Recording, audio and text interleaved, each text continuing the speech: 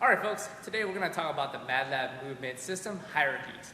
And so this chart that we have up, this is kind of your cheat sheet to understand how to start progressing in movements to get the desired training effect for what we're looking for. Okay?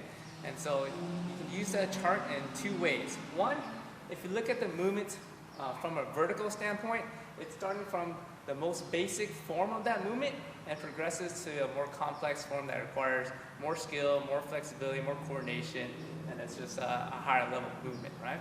And so when we're in a workout, if we have a movement such as, let's talk about today's pistols, right? So if we have pistols right here, and you're quite not at the level where we can do a full pistol, you can come to the chart right away and look at what is the prerequisite for that movement. And then you can start to move down that list to look for the movement that we're looking for to keep that intent for the workout. So if, like today in our skill session, if we need to try to find a movement level that we can do with 5 in a row, then that's where we should be practicing that movement in. And if we can get 5 in a row, that means then we can start to move on towards working towards a higher level of movement. Okay? In a workout, now you want to think about what can you do 10 in a row. And that will give you a good base to understand what level you should perform that movement at for that particular workout. Okay? So for a skill, you're probably going to be able to do a little bit higher movement. And then once we get into a workout, to keep the intensity up so you get the best response from that training session, you probably need to move back down that list a little bit to keep that intent. Okay? Now the next part is you can also look at how the movements build across horizontally.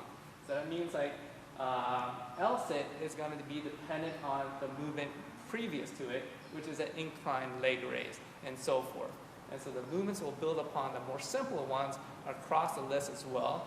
And so if we're starting off, we should be able to cover all the basic, let's say the pink colors here, they're all at the same level and they're all building upon each other. For you more advanced folks, once you get to like the greens or the oranges, you should be able to complete the movements across horizontally as well. So that can give you a better idea kind of where your skill levels are at and where you need to make some more improvements on or a little bit more focus on so that your skills are balanced out. Okay?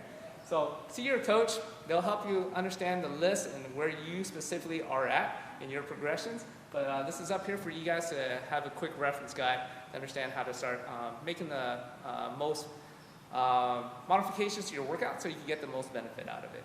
Thanks for watching.